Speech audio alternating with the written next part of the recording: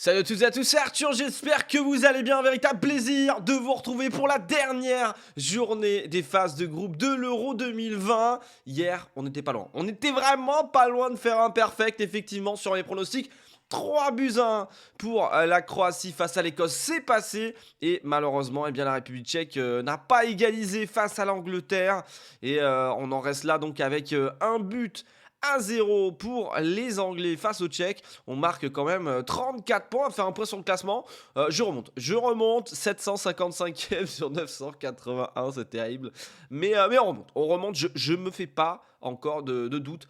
Mon objectif, terminer dans la première moitié de tableau. Terminer dans la team 400 ou team 500. Team 400, team 500, ce serait bien.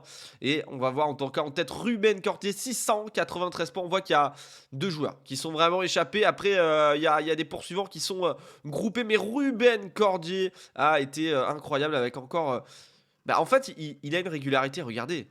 Enfin, 1, 2, 3, 4, 5, 6, 7, 8 pronostics bons d'affilée. Alors, il n'a pas les scores exacts, mais on voit que ça monte 24 bons quand même, c'est incroyable. Et de son autre côté, Bianchi Antoine, pardon, lui c'est score exact ou rien, même si hier, voilà, il avait mis quand même la Croatie face à l'Écosse. Le 0-0 entre la République tchèque et l'Angleterre, c'est pas passé, mais c'était pas loin. Voilà pour le classement, et nous voilà aussi sur les matchs à venir de la journée. Dernière journée de phase de groupe, après on connaîtra nos huitièmes de finale, ça va aller vite. Et donc, il nous reste, regardez-le, regardez ça, Slovaquie-Espagne, Suède-Pologne et Portugal-France. Ça va être ultra chaud à pronostiquer, hein. Ça va être ultra chaud à pronostiquer.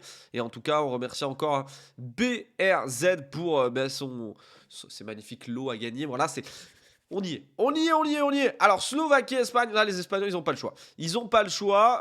Je vois la Slovaquie pas marquer de but. Ouais, quand même, l'Espagne, ça défend bien. Mais un petit 2-0. Petit 2-0 du côté espagnol. Espagne-Slovaquie, pour vous parler un petit peu, la Slovaquie a 3 points. Un match nul lui irait bien. L'Espagne, c'est victoire obligatoire. Obligatoire. Donc je vois bien un 2-0 pour l'Espagne face à la Slovaquie. Suède, Pologne, on l'a vu. La Suède, il suffirait d'un match nul. 5 points et t'es qualifié deuxième. C'est en espérant une victoire de l'Espagne. Mais un match nul de la Suède, ce serait tout bénef pour eux. Et je vois bien justement les Suédois être la surprise de leur groupe et arriver à accrocher le nul face à la Pologne. Un partout, la Pologne qui devra attaquer. Puisque... avec un point, ils sont éliminés. Donc on voit bien les Suédois en compte, même qu'ils pourraient mettre la banderille 2 buts à 1. Mais bon, on va laisser sur ce 1 partout. Et enfin, match à 21h.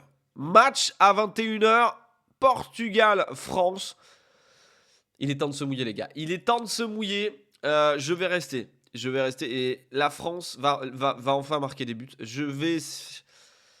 J'ai limite envie de parier pour le Portugal, vous savez, ça avait marché face à l'Allemagne, j'avais dit, bon je parie sur l'Allemagne, comme ça la France gagnera. Vous savez que si je me trompe tout le temps dans mes pronos, si je mets la France gagnante, la France va perdre.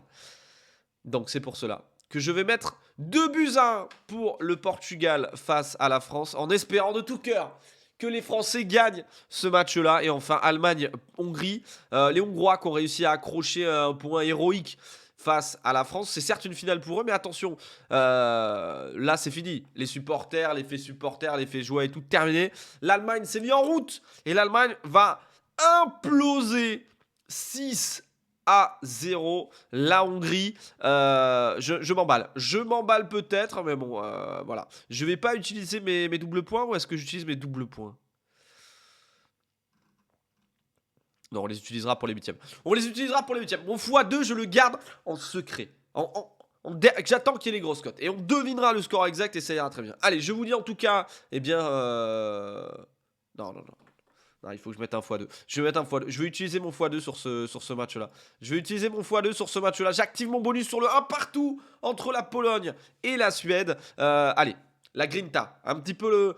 Je sais pas, je le sens comme ça. Allez, je vous dis donc à demain pour les résultats des phases de groupe. Et on parlera enfin des huitièmes de finale aussi. Ça va être très lourd. On aura une petite pause, puisque les matchs mercredi, ça reprendra que samedi pour les huitièmes de finale avec Pays de Galles, Danemark et Italie, Autriche, avec des Danois ultra favoris. Ça me paraît d'ailleurs un peu bizarre, même s'ils ont fait, c'est vrai, un bon dernier match. Allez, on se retrouve demain pour faire le point quand même sur le classement. Et on se retrouvera après, samedi matin pour parler des huitièmes de finale. Allez, ciao les gars, et à demain matin.